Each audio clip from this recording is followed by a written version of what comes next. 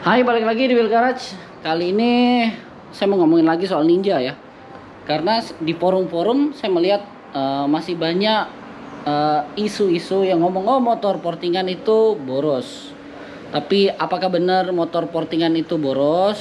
Sebenarnya relatif juga ya. Jadi kalau dibilang boros, pasti dia lebih boros ya. Soalnya pembuangan secara garis besar semua lebih besar. Pasti dia konsumsi disesuaikan, dia bakal lebih boros. Tetapi dibilang boros banget juga enggak. Malahan kalau dia boros banget, biasanya portingannya itu berarti salah.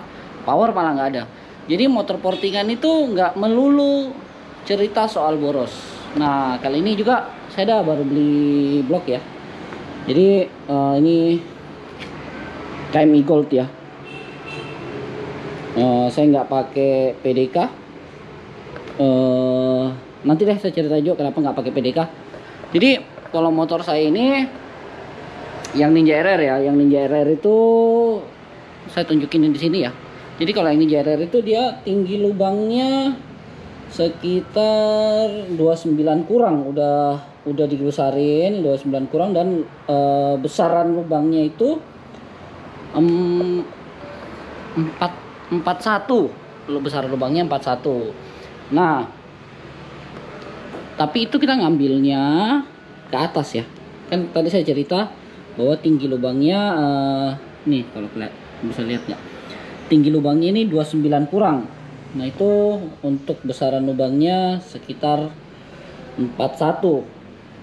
Kenapa kita ngambilnya ke atas bukan menyamping? Karena kalau menyamping kan ini berarti otomatis semakin lebar ya, dan dekat dengan transfer case ya. Dekat dengan transfer case. Nah, kalau dia terlalu kelebaran, biasanya yang orang bilang itu kenapa motor portingan boros tapi nggak ada tenaganya, karena kompresinya hilang ke transfer case. Jadi memang dia boros aja, kegedean contoh nih, dia sampai sini kegedean, dia melebar ya, melebar ke samping nih, melebar ke samping. Dia itu kompresinya hilang ke transfer case, makanya motor itu nggak ada power. Nah, makanya kenapa waktu pertama kemarin portingan pertama saya itu ke atas, biar menjaga kita jangan terlalu maksain kita ngejar power, tapi akhirnya boros aja tapi nggak ada tenaga. Nah, kita jadi mainnya kemarin ke atas. Tapi apa akibatnya dengan portingan ke atas nih? Nah, kalau motor saya, karena yang saya rasain nih, saya nggak ngomongin soal by data apa segala macam ya. Motor saya itu dengan portingan seperti itu, peak powernya dia tinggi 29 kurang, lebar 41. Dia peak powernya itu di 10.000 sampai 12.000 motor saya. Jadi memang kalau dia itu lubangnya itu lubangnya itu ditinggiin, dia itu peak powernya di RPM di atas. Dan kalau kita lebarin itu tenaga lebih gede pastinya, lebar, cuman ya ada resiko. Tapi kalau kayak standar gini kan sebenarnya masih bisa lah, masih bisa lebar. Kalau teorinya sih yang saya dengar ya, saya juga kan bukan mekanik, cuman kita biasa diskusi sama teman-teman, kalau dia dilebarin, teorinya secara teori bisa sampai 44. Tapi ada resiko kayak tadi saya bilang, kompresinya malah hilang, lari ke transfer case. Nah, 44 itu juga ada salah satu kalau dilebarin ada salah satu juga bisa dibilang sebenarnya kekurangan ya. Kalau kita lebarin otomatis ring piston kan, ini kan modelnya cekung ya. Jadi kalau dilebarin otomatis ring piston semakin banyak yang kegesek di lubang itu. Jadi semakin banyak kegesek, jadi otomatis resiko ring piston nyantol pasti lebih besar dong ya. Tetapi selama lubangnya menyamping, nggak gede-gede amat, mungkin kalau kita main aman mungkin. Biasanya sih teman-teman main di 41, 42 untuk lebar ya, bukan tinggi. Saya nggak ngomong tinggi, saya bilang lebar. Jadi Kalau main aman sih melebar sih 4142 4142 masih oke lah saya rasa ya. Tuh lubang ini kan kalau aslinya bentuk oval. Kalau di Ninja RR saya udah lebih bulat. Jadi memang lubang apa sih? Lubang exhaustnya udah bulat kayak gitu. Jadi kalau semakin tinggi dia peak power itu di RPM atas. Kalau dia semakin lebar, powernya relatif, bukan bilang di RPM bawah juga sih, tapi relatif lebih bertenaga, lebih ngisi. Cuman resikonya di ring piston aja sih kayak gitu. Nah ini kemarin saya dapatnya harganya 3 jutaan, lebih dikit. Harga waktu belum naik, sekarang kayaknya udah lumayan deh, minyak banget bloknya. Sorry kok jadi minyak banget. 3 jutaan lebih dikit. Kenapa kita pakai blok KMI Gold? Nah, kalau di motor saya memang kan teman-teman tahu KMI Gold juga. Cuman ya tutupnya aja nih. Aduh, panas. Harus dipakai. Jadi tutupnya aja yang PDK tapi aslinya KMI Gold. Kenapa nggak pakai PDK? Nah, banyak yang bilang PDK saat ini katanya kualitas metalurginya nggak sebagus dulu. Terus lubang-lubangnya ini katanya nggak rapi. Jadi gimana sih ya? Jadi nggak rapi deh pokoknya nih. Jadi kalau ini kan halus nih, enak nih dipegang. Nah kalau PDK itu dia nggak halus.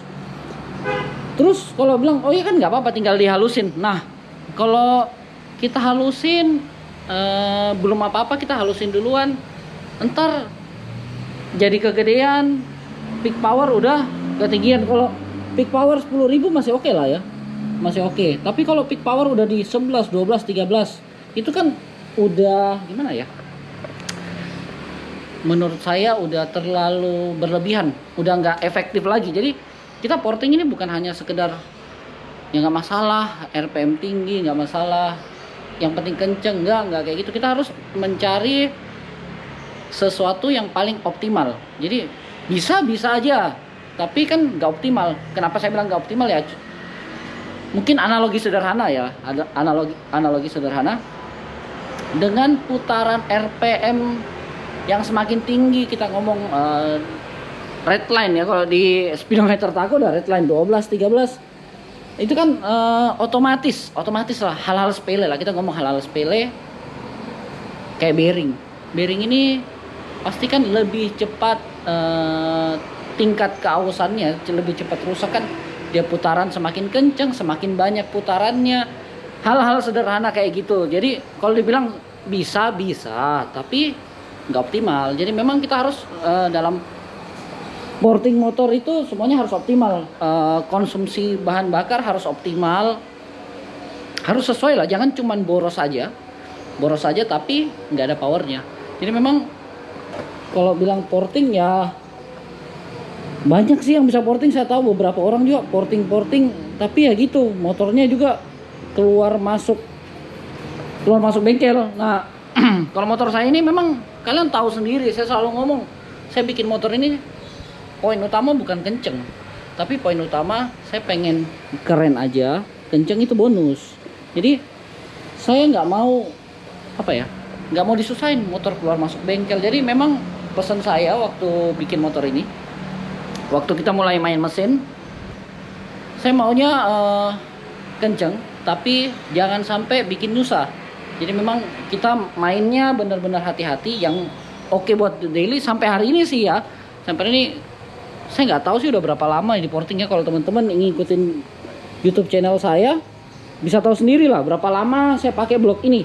Sampai hari ini nggak pernah kenapa. Ya kemarin sih paling piston aja ya. Jadi piston di atasnya kayak apa sih, sempet kayak gosong gitu di atasnya. Bukan gosong biasa ya, jadi gosong dan pecah dikit. Tapi bloknya utuh, aman, nggak kenapa-napa. Makanya itu ya sejauh ini saya puas sih. Jadi saya nggak mau kalau kita mau bikin motor kenceng, motor keretaan sih, motor drag sih ya nggak apa-apa ya, tapi kalau kayak ini masalahnya ini motor motor motor San Mori saya, motor main ya, jadi kalau bikin susah saya nggak mau, memang bukan aspek yang paling utama, bukan kencengnya, tapi enak saya pakai kayak gitu. Nah terus banyak yang bilang oli samping apa yang bagus nih. Selama ini saya pakai ini ya, 747. Orang bilang 747 nggak apa-apa di motor standar yang masih pakai pompa oli. Nggak apa-apa. Orang bilang kekentalan pompa olinya nggak kuat. Sebenarnya aspeknya kalau saya ya, pandangan saya bukan soal pompa olinya kuat atau enggak, tapi kan nah kayak ini di sini 747 ini udah ditulis ini premix nih. Mana ya tulisannya nih? Ini harus di premix. Jadi dia memang langsung dicampurin ya. Bukan via pompa oli. Kenapa seperti itu? Bentar nih, mana nih tulisannya? Enggak ada. Oh nih, sorry nih. For premix use only. Nah, di situ pun udah ditulis bahwa itu hanya untuk premix alias langsung dicampur di tangki nih. Tadi ini baru ngisi juga. Langsung dicampur di tangki. Nah, kenapa saya bilang pandangan saya cocok nggak cocok dengan motor standar? Kalau di Ninja RR saya oke banget ya pakai 747 ya. Dan juga nggak apa sih, bekas pembakarannya itu nggak lengket. Nah kalau di motor standar, kenapa kalau saya nggak pakai 747, saya pakainya iPhone Samurai. iPhone Samurai, kenapa saya merasa dia lebih encer. Dan juga yang jadi masalah gini, bukan soal pompa olinya. Motor ini mampu nggak untuk mompa oli kental, mampu aja, tapi yang saya mikirin itu bahwa mixingnya, apakah pompa oli itu yang masuk ke karbu di mixing dengan bahan bakar, apakah bisa mixing dengan sempurna, sedangkan kan kalau di sini langsung dicampur di tangki ya jelas dia mixing dong ya, langsung mixing manual. Tapi kalau di sini apakah bisa mixing dengan secara sempurna? Menurut saya sih, karena oli itu kental juga, saya rasa nggak gitu ya. Jadi bukan masalah motor standar yang pakai pompa oli, pakai 747 boleh nggak pakai oli kental, boleh aja, cuman ya itu tadi, bisa mixing nggak di bahan bakarnya, bisa mixing dengan sempurna nggak? Jadi kalau saya lebih milih oli yang kental. Jadi pakai segala sesuatu bukan sekedar bisa atau enggak, tapi optimal atau enggak. Jadi prinsipnya jangan bilang bisa kok ya. Bisa aja ya. Contoh nih, kalau cerita bisa, ini dari Surabaya nih kita ke Sidoarjo pakai gigi 1, gigi 2 motor bisa aja, tapi kan akhirnya nggak optimal, perjalanan kita lambat ya, analoginya seperti itu. Jadi kita harus menggunakan segala sesuatunya itu yang optimal, jangan cuma sekedar bisa tapi nggak optimal, akhirnya bisa buang-buang duit, bisa merusak barang. Kita harus mempertimbangkan semua aspek itu, jadi kayak gitu. Nah buat teman-teman, kalau ada mau nanya-nanya soal 2 tak nih, dibilang ntar kayaknya so tau deh ya, bukan so tau sih, tapi biasanya sih saya diskusi sama teman juga seputar 2 tak.